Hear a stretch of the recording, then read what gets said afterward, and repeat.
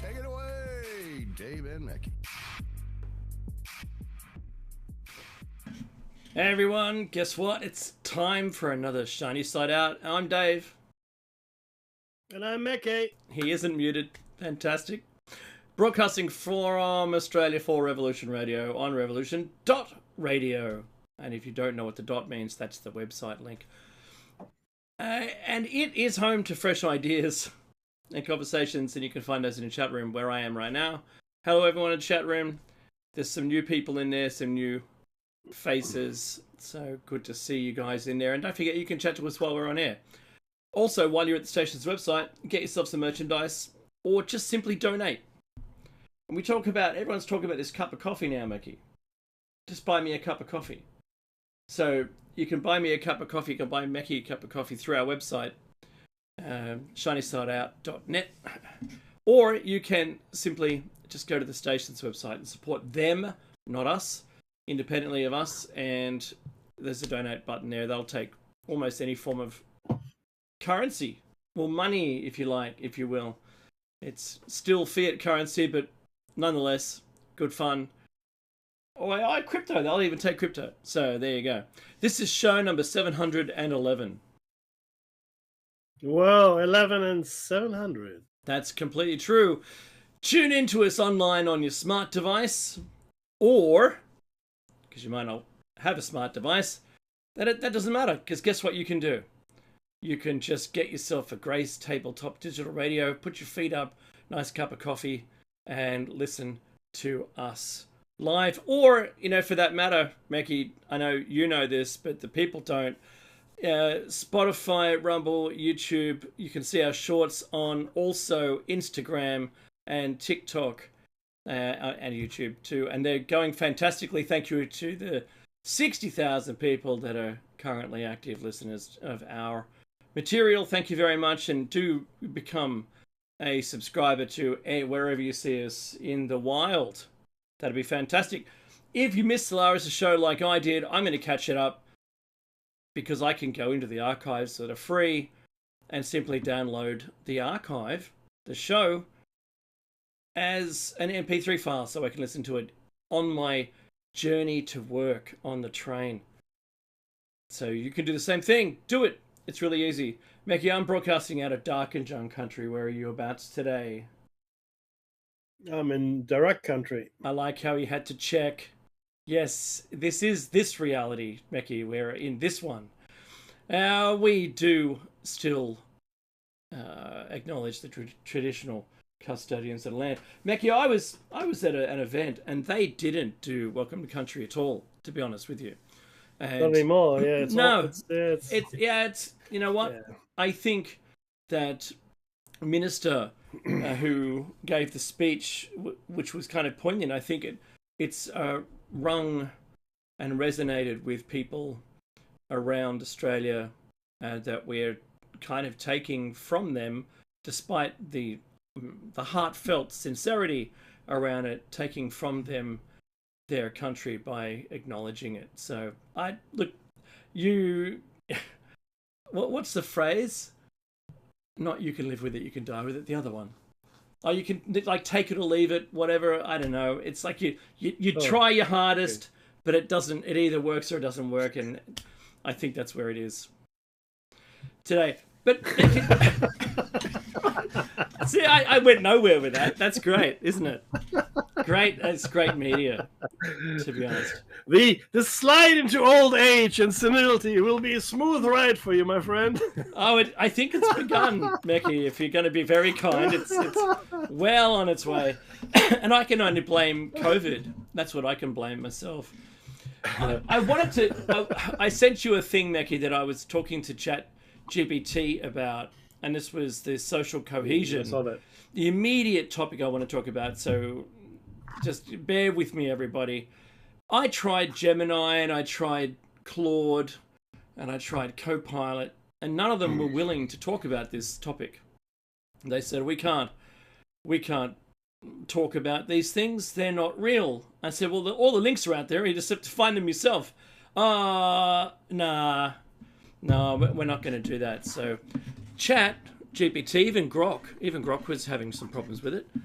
Even though it cited every single one of the links, which was tremendous, it still had a problem trying to piece it all together and make it one piece of information. And I thought ChatGPT did the best job of it. And this is what I said. I asked it a pure question. I require a 2-minute radio script which warns how the new social cohesion laws in Australia will combine with the 10th of December 2025 16 and over internet access identification policies will enable legal pursuit of those who may break the law.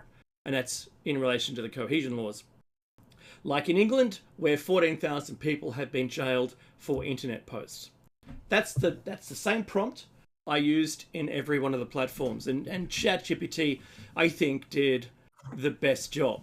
It said, here's a draft 2-minute radio script for your show, Shiny Side Out. You saw the prompt, Mecca. I didn't tell it anything. It already knows that I'm connected with Shiny Side Out. Warning listeners about the implications of new internet identification and social cohesion laws in Australia. And it gives us a special effects, subtle ticking clock or low electronic hum. Very nice. And it gives me some direction, warm and conversational. I believe I've got that already. Yeah. Good evening. You're listening to Shiny Side Out. I'm Dave. Tonight, I want to alert you to some major changes coming to how we use the internet and what they could mean for our freedom of speech. From the 10th of December, the article says, the Australian government plans to roll out new internet age and identity verification policies for anyone 16 and over. Combined with newly emerging social cohesion laws, the message is clear. What you post online may not stay anonymous, and you could be held legally accountable for content that the government considers harmful to social cohesion. Let's break that down. First, identity checks and internet access. The legislation known as the Digital Act, the Digital ID Act 2024, was passed earlier this year. It establishes a national digital identity system, the Australian Government Digital Identity System, that will allow online platforms and services to verify user identity. Now, that's only the first part of it. I'm not going to bother reading the rest. The complexity around this, Meccy, I think this comes in two parts. Number one, the AIs were unwilling to break this down. Completely unwilling to discuss it. They discuss either the cohesion laws or the 15 and under safe to children aspect from the government narrative, which is fair enough. That's what the policy is called. But when you piece it all together, it is the thin edge of the wedge. It is the beginning of digital identity. It is the beginning of what we'll see going down the line as an active pursuit of those people who have disrupted the social cohesion. They've actually called it that. So what defines social cohesion, Meccy, and I'll throw it to you in a sec. To me, it appears as though social cohesion is anything outside of the narrative. If the government's goal is to maintain social cohesion, then it's going to be their messages that contain everybody and massage us into a lovely shaped ball. And for those people who are outliers, there becomes the risk of pursuit of legal action. And I think that's really dangerous. I think the danger there is saying something outside of the narrative. Because they could claim anything. The term is so loose that they could claim anything is going to disrupt social cohesion. And when? Is it now? Or is it in 100 years' time that this social cohesion could be broken? How far in the future? It's because it's a future crime. Have you done it now? Have you affected it in the past? Is it tomorrow when you're going to break social cohesion by something you've posted on a platform that if you had to identify yourself, they could know who you were. And I think that that's the real danger here. There's no more anonymity behind anything you post. You're responsible for what you post and legally responsible for what you say and who you're offending, like in England, where you may offend someone in the future. Not today. Doesn't have to be today. So, Meki, over to you in the studio. Look, in order to exert control, right, you have to have control mechanisms. Obviously, that's clear. And then we're living in an age where, for the first time in recorded history, as far as we know, I'm not talking about the ancient past, we are in a position to completely control the entire global population. Mm-hmm. Oh, that sounds crazy, Mackie. That's not true. No, actually, it is. Yeah. The tech is here now to control the global population, to literally follow its every movement. And I tell you how it came about. I don't know if it was an accident or it was planned that way. But it all started in many ways. There are two things that came together, I guess. Two things that came together. One was, of course, the internet. That's a big one. And the other one was the mobile phone, or the mobile communications device, specifically a device that can communicate via computer protocols, IP, mm-hmm. as it were, mm-hmm. TCP/IP. In the olden days, telephones would communicate along different technologies, but these days, correct. But these days, it is mostly over IP. That's all your apps. It's information. It's the speed. It's a whole bunch of stuff. But, and this is really interesting, the old technology countries like Germany or most of Europe, Singapore, parts of China, certainly Hong Kong, America, Australia, they were stuck in old technology, copper technology, right? So they put a whole bunch of copper stuff down on the ground and even up on poles, and that's how they communicated, right? And they built afterwards they built these communications towers. In third world nations, they completely skipped an entire technological step, right? They went straight to wireless, to mobile phones, not landlines. Various reasons for that. One of the key reasons, one, it's too expensive to put copper out there. It's not easy to just install, I guess, a repeater or broadcast tower, to repeat your signal, or even, satellite communications. That's all out there as well. But it's also less tempting. There are many countries in the world where the copper that was used for landline is being dug up and sold for copper value as scrap metal, believe it or not. So that's the thing as well. So the technology came about, well, not by accident, but it was a happy coincidence, I guess, that it was so easy to roll out everywhere. Because normally the third world lags a bit in tech, right? It lags behind. Not in this case. Not in this case. You go to any third world country, there'll be a mobile phone somewhere, and a lot of people will have devices. A lot of people.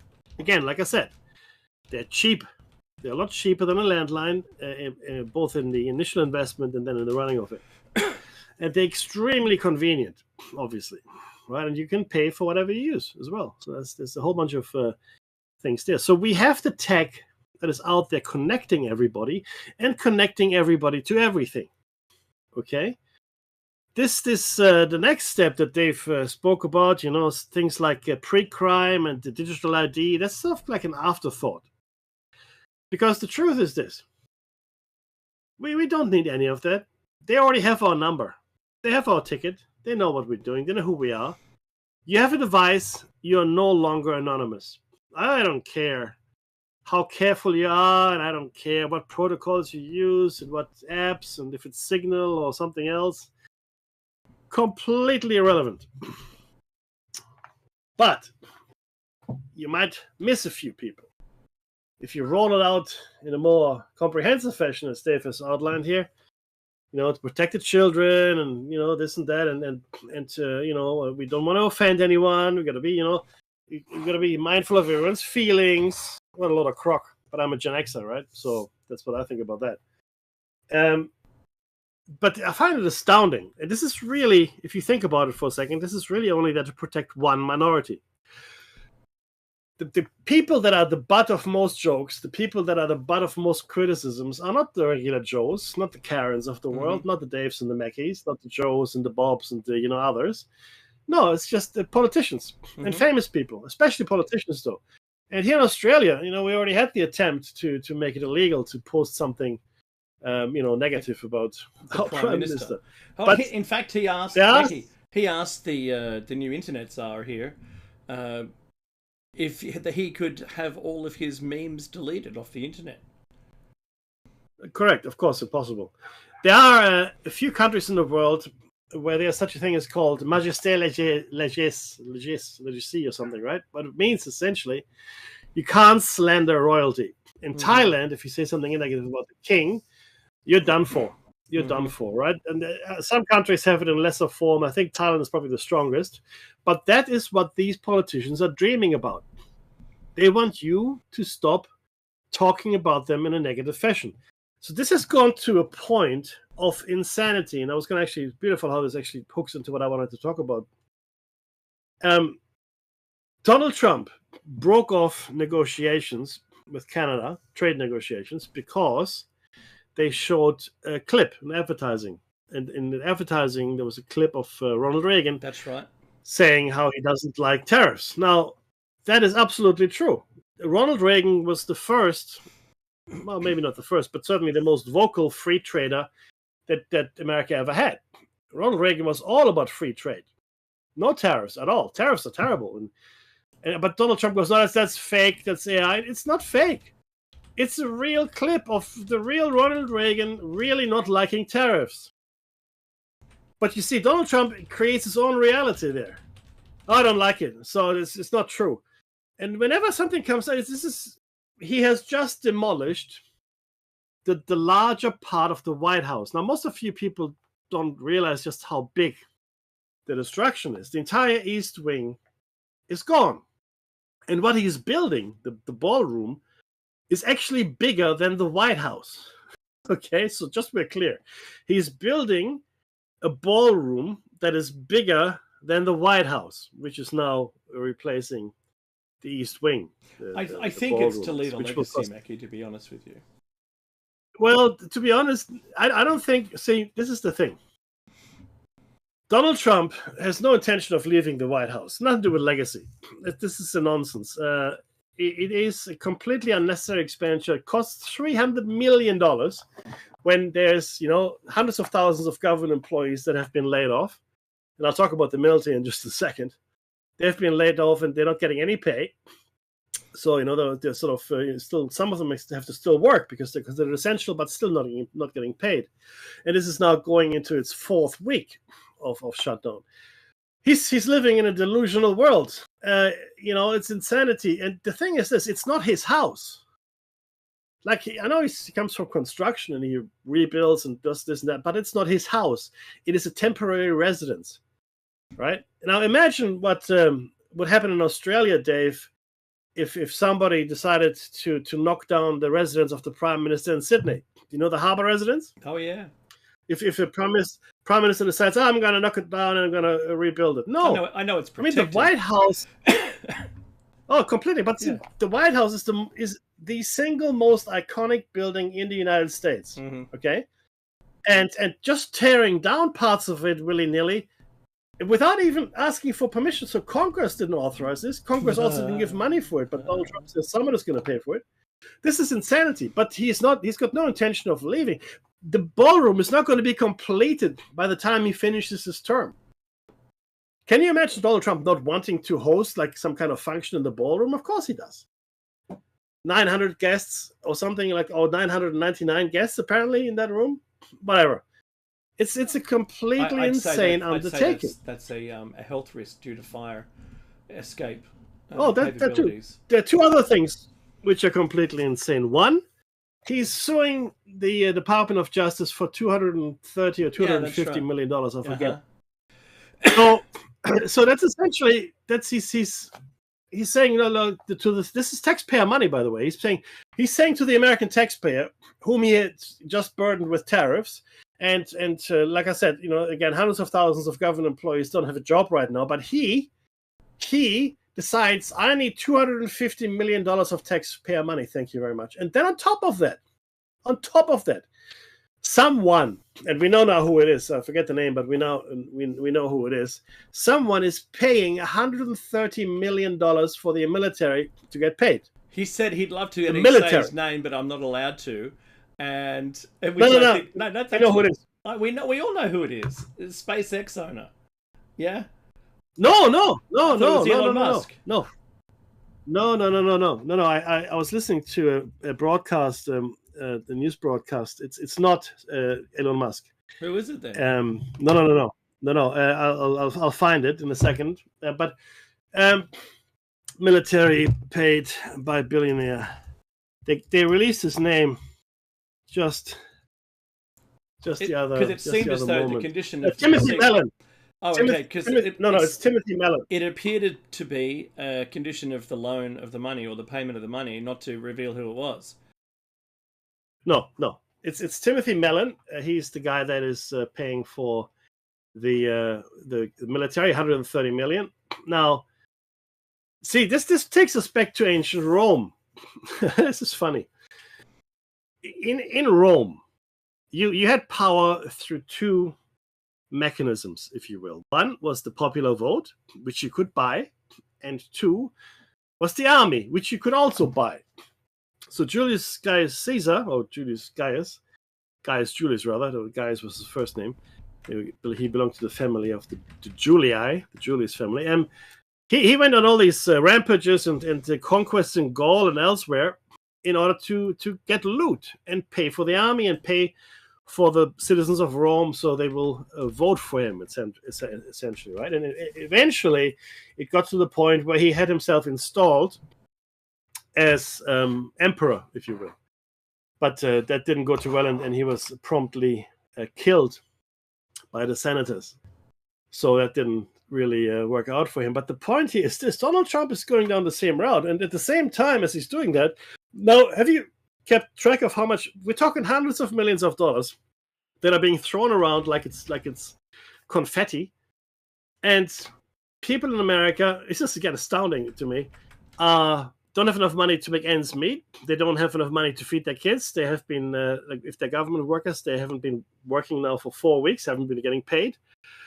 The tariffs are killing a whole bunch of people. Now, the tariffs on China are killing the soybean farmers. We talked about this. Soybeans are the single biggest agricultural product the United States produces. And China is the single biggest consumer of American soybeans. They have now gone to Argentina and I think Brazil. I might be getting the South American countries wrong. Leaving the American soybean farmers, staring into the distance, not knowing what to do. On top of that, Donald Trump goes, beef is too expensive. Beef is too expensive. So what he does, he gives the Argentinian beef industry $20 billion so they can bring cheap Argentinian beef to America. Why? The American beef farmers aren't too happy about that. This Make America Great Again, everything he does has got nothing to do with America.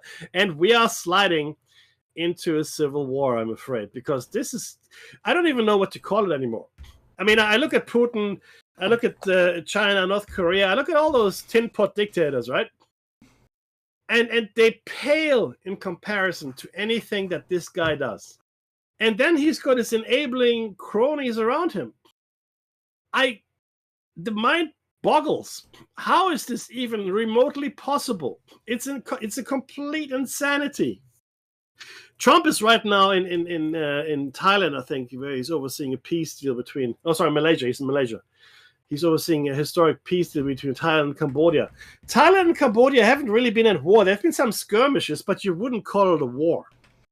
Right? This is not an all-out war. There's some border disputes and all that, but he'll claim it. Oh, this is number 9 or number 10. All the peace deals. Look at me, hurrah!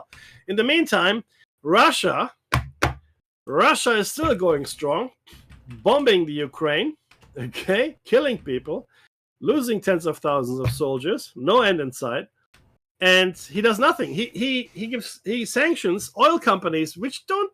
Do you think that matters? Does anybody really think that any sanctions against Russia really matter? They're selling their oil anyway. The sanctions have been in place for a long time.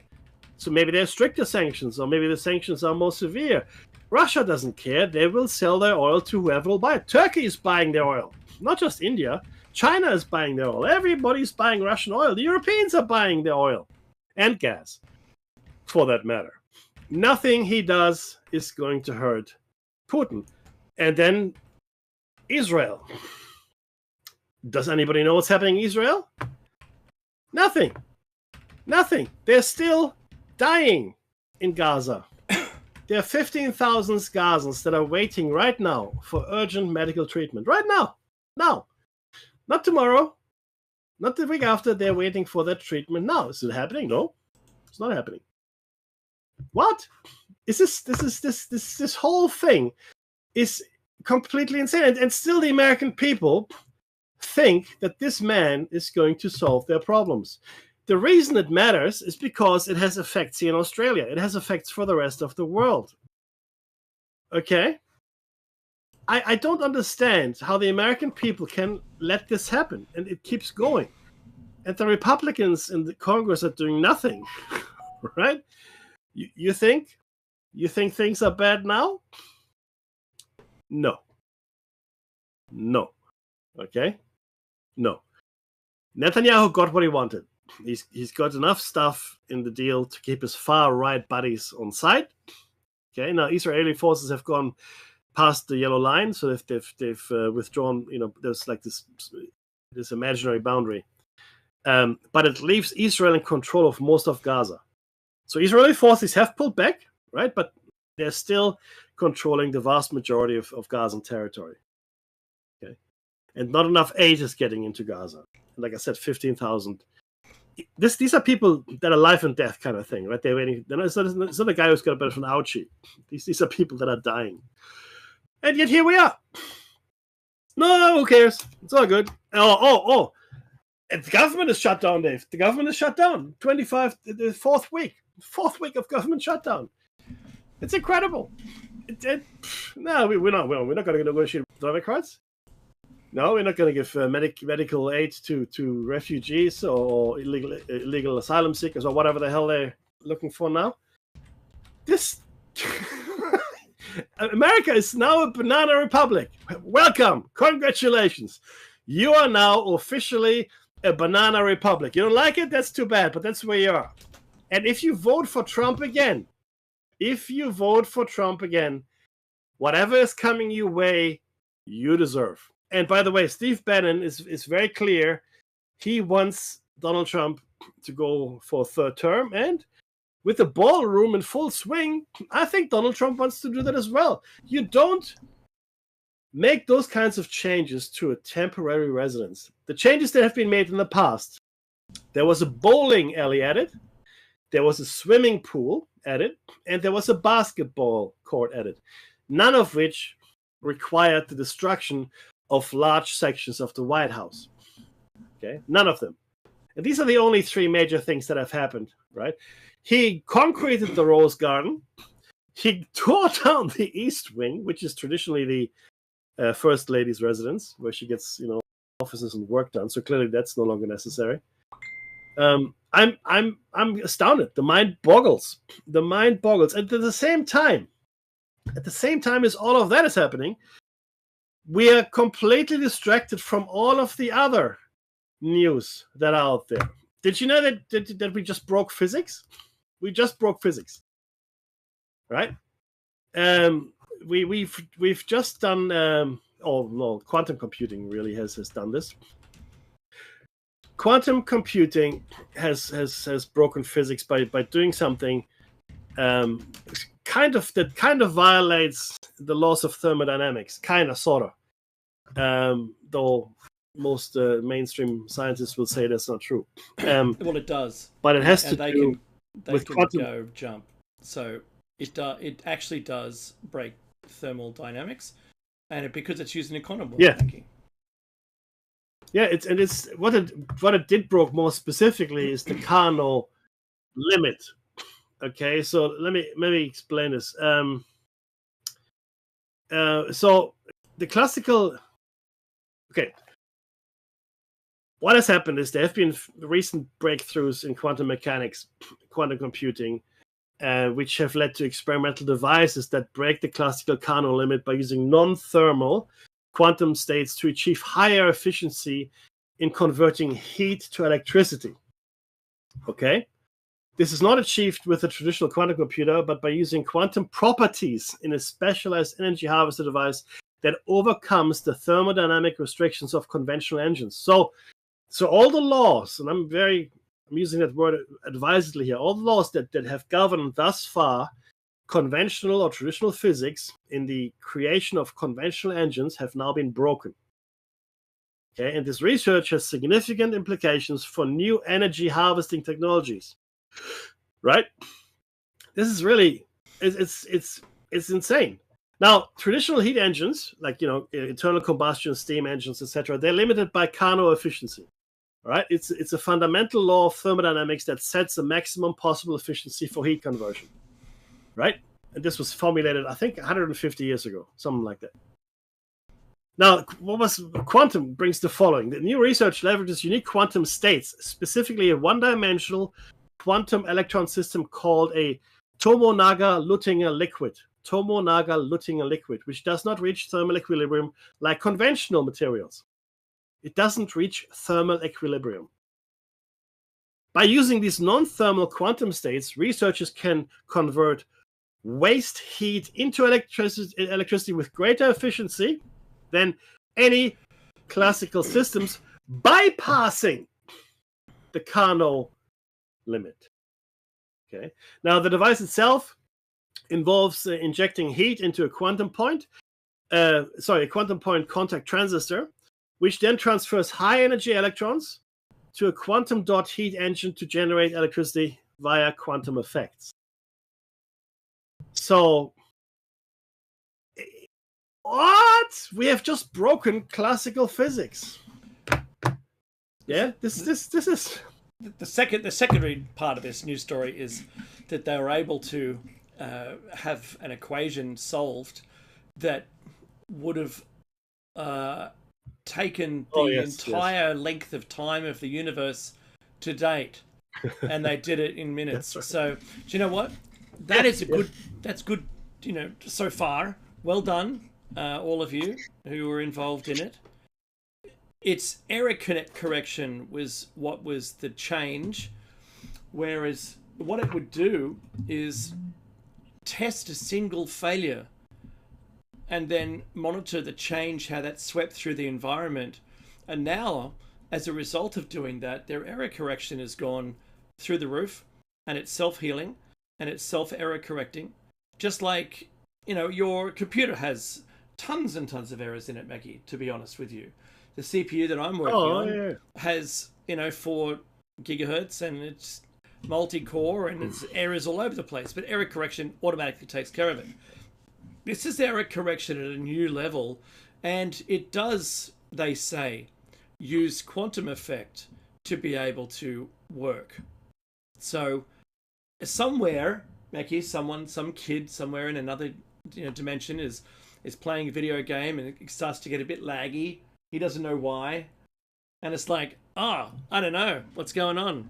If it was modern enough, they'd have a technology that goes, those humans are doing it again. Yeah, we need to, put a firewall up, a quantum firewall. This is exactly right, Dave. See, this is and this is where it gets really kind of not spooky, but I love it. Because I love the idea of alternate dimensions. I love the idea of the many worlds theory postulated by Everett, all that stuff. Because I think it opens up so many possibilities. Also terrifying, but it's also full of potential. But you're right. They believe that this kind of computational speed can only be achieved if it is spread across different universes. Now think about that for a second. All right, we used to have. What did we call it when we had lots of computers, distributed linked processing. together? Yeah, correct. And there was mainframe, and then we have now obviously we had Google, the cloud as well. The cloud is sort of like that. But now imagine the cloud, but on a multiversal scale, no hypervisor, just distributing computing across via quantum computing or quantum processes, distributing it across different universes. In fact, a multitude of who knows how many, a multitude of universes, right? That's, I mean, if that doesn't boggle the mind, then I don't know what does. I mean, we have found supposedly, and this is, I say this with a huge grain of salt, we found a cold spot in our universe, like an unexplained cold spot. Some scientists, some astrophysicists believe that this is evidence of another universe bumping into our universe. So the way I always visualize this was like this. And this goes back 30 years. I remember talking to a friend in the car after going to a party about this. I said, it's all bubbles. Just imagine the multiverse as bubbles, right? And like I said, this is like, we're talking like late 80s, early 90s. But I envisioned the multiverse to be all bubbles. It could be different sizes. I didn't really have a notion, but just bubbles and bubbles, and they touch, and some don't touch, and whatever the case may be. But there may be contact points where the membranes, let's call them for want of a better word, are thin places where transition between universes and realities is easier than another place, a thin place. And I think we've got lots of thin places on this planet here. Specifically, I think some are artificial, and I think some might be natural, but I think there's bucket loads of them here. Like that little boy that disappeared off the farm weeks ago now. He was 4 years old. Horrible. But nothing, not a trace. And there are 2 searches. I mean, not a trace. What? This is, I mean, again, we're talking 411 in my opinion here, right? But again, so and now they believe there's this one universe that might have had contact with our universe, and that left a cold spot where we have our universe. Now, how would this work? You can't think of it as you would of normal 4-dimensional time-space dynamics as we used to. Because those bubbles I spoke about, they exist on the 5th dimensional spatial plane. What we can say for sure is this. Each spatial dimension is at 90 degrees to the next one. So you got a straight line, or point, that's a point that's at 1 dimension, right?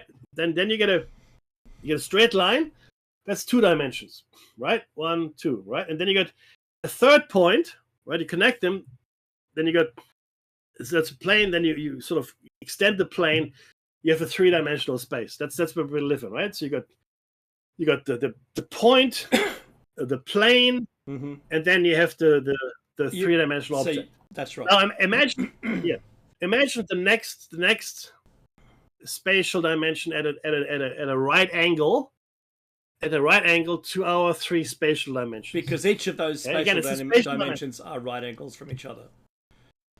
Correct. And I think this is my opinion only. I believe to each other. Time exists outside of that construct and is an expression of motion.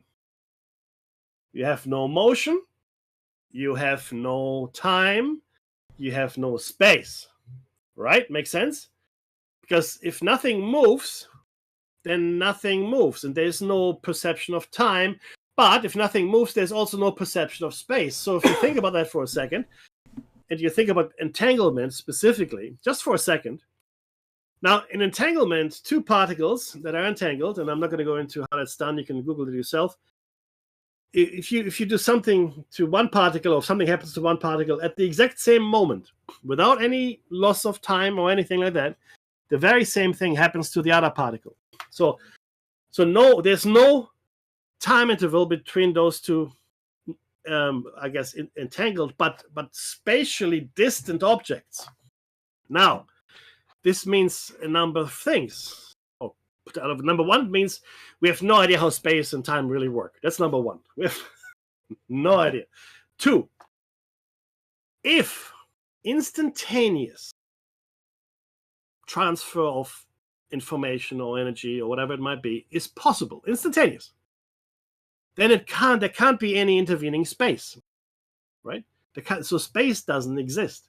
But if space doesn't exist as a natural consequence, because all the time is motion through space, then time can't exist either.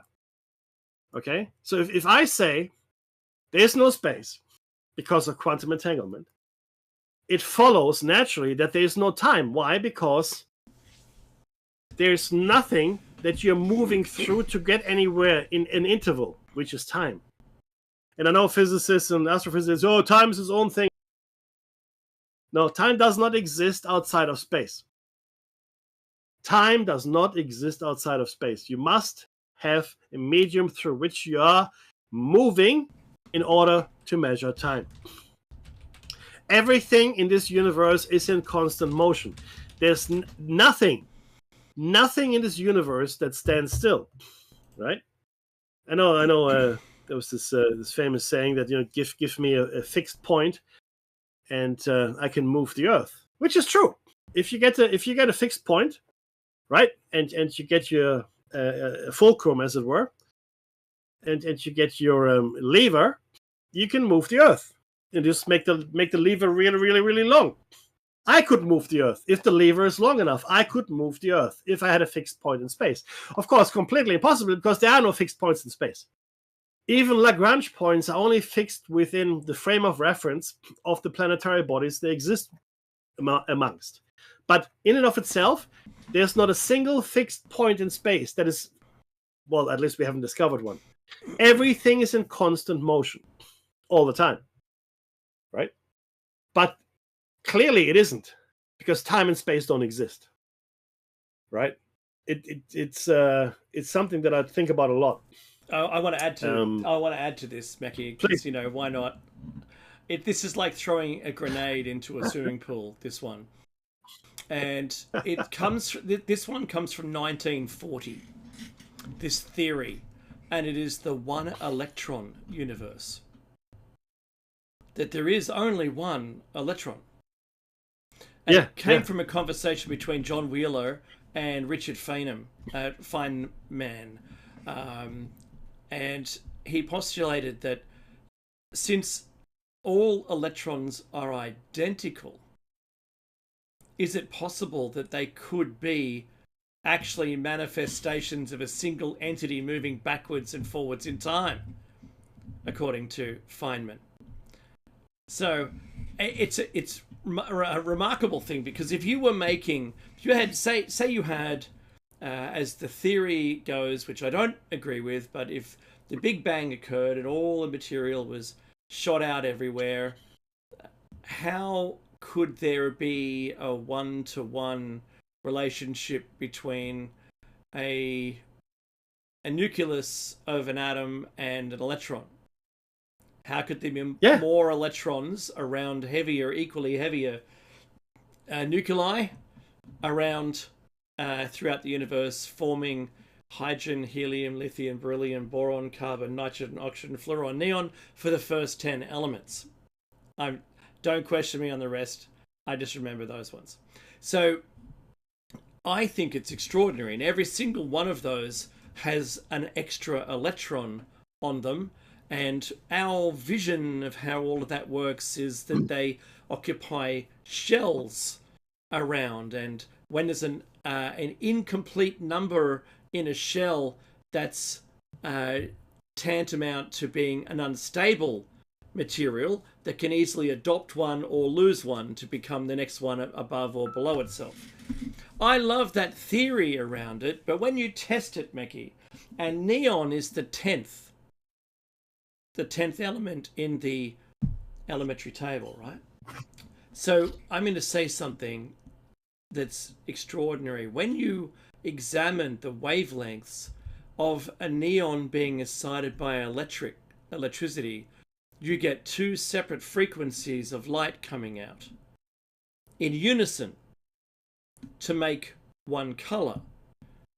Now, there's only one electron that's capable of being at either point in that color spectrum because of its frequency of rotation. And there isn't there's only two bands of color. There isn't a transitional band of color between the two that's one frequency or another, meaning that the electron, in its happy day, doing what it does, being an electron, is either at this frequency or this frequency. Now, if that doesn't bend your mind, you're not thinking hard enough. Because it would have to then accelerate and decelerate between the shells to make that possible.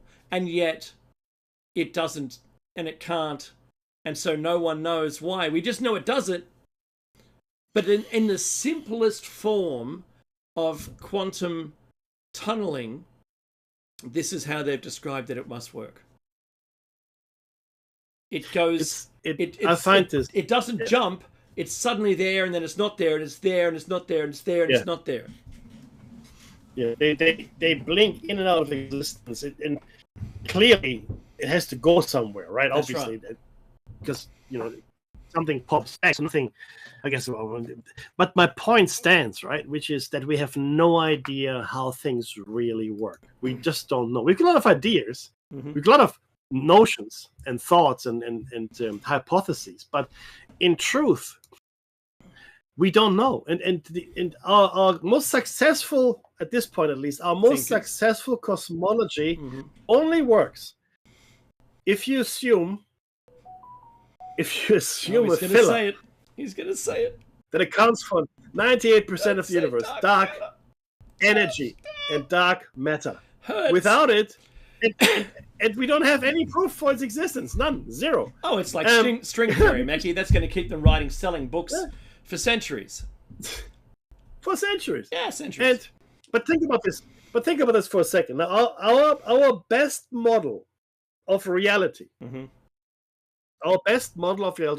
postulates that 98% of our reality is missing. That's right. Think about that just for a second. And then, so why are we paying these scientists all this money? Oh, what? Yeah. We should pay them 98% less money. Yeah, that's right. So just imagine the rest. But my point stands that if for all the stuff that we can see and observe and all that, like the smaller things even, Einstein holds true, and we don't understand quantum mechanics at all. We do understand relativity to some extent. The classical physics, of course, works. The classical, the mechanical physics and optical, optics works. Perfect. All of that works, right? There's no issue with that. I have no problem. But my point is, as soon as we start, I think if we go beyond certain limits, right? And I don't know who sets them, and I don't even know what those limits are, to be honest. But our knowledge just breaks down. Things don't make sense anymore, right? And I don't care who you are, right? Nobody has the answer to this, or at least nobody that we are talking to. But if you look at places, and I was going to say it, like Skinwalker Ranch, where things are popping in and out, where broadcasts are happening, where you see phenomena occurring, and then it seems like the phenomena they do, but they don't do the things that you expect. They do different things, and then they do the same thing again. It's almost as someone is playing with you, right? But clearly, there's something here in play that is well beyond our level of understanding. And I do believe to some extent, this lack of knowledge and understanding is deliberate. What do I mean by that? There are certain areas of study which we've always been sort of directed away from once they became, more interesting. Like one thing that we killed right in its inception, you can say it was great that did it, was wireless energy transfer. It was the first big thing we completely killed, right? We tried to kill the round Earth and all that, the spherical Earth. We did try to kill it. We burned a few people at the stake, so we sort of stopped that for a bit. Anti-gravity. Vacuumed away massive from society, Mackie. Vacuumed away. Yeah. 40s and 50s. Massive anti-gravity. Massive. And even we know that it still persists because there was this Chinese lady, remember? We had a show on her. She was studying it, then disappeared. Yeah. So then she died and a whole bunch of other stuff, and she wanted her son not to follow in her footsteps and things like that, right? So, and there are many other fields. Free energy, of course, is another one. Free energy is massive. I mean, we know that people have been killed for their free, or not even free, but more efficient energy systems. Even more efficient. Right? Yeah, that's Forget right. free. Yeah. There was the Australian guys What? that made an over unity electrical generation, and they disappeared. Yeah. Yep. And Yeah. they said What? they sold it to a foreign country, and now they don't exist. Yeah. Those people. So Yeah. Becky. So looking at the quantum computing, and I listened to a scientist talking about it today, reviewing the technology and maybe some the possibility of some scope going forward on it. And it was simply that this is the first time humans have been able to use it for a benefit, not just witness it, that it exists. And so if we continue down the path now that it could be so many like quantum bits down in the future of us making an appliance that then you said in your part of this interaction, you were talking about the way that it interacted with itself, being able to utilize and create energy out of excess heat. We could end the steam engine.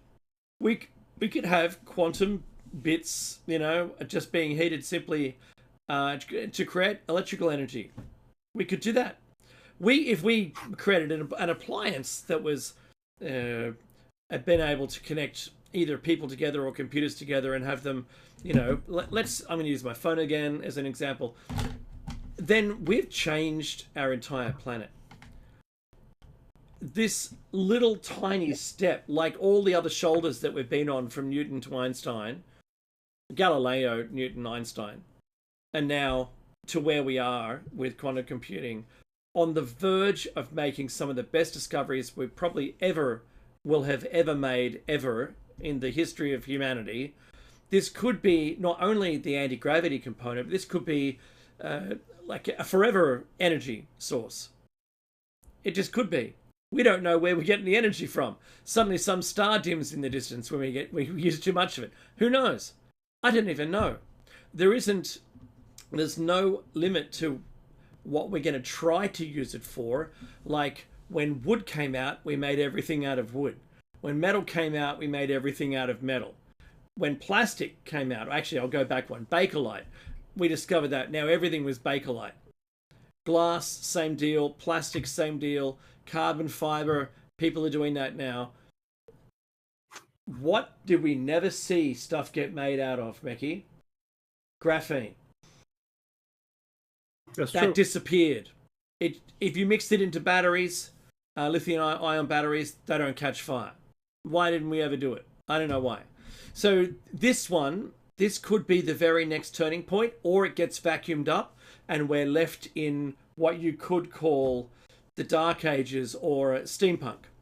We could be left down there as the working class, and everyone else as the elite could be utilizing these wonderful things and still keeping us in servitude. What a great way to end the show, Mackie. I've put the entire text, by the way, into the show, linked below. Have a look, you'll see that entire text of their social cohesion, which is coming to a town near you. And that's the end of the first hour. If you've seen us in a while, do like, share, subscribe, and comment. Do that on any video you find of ours.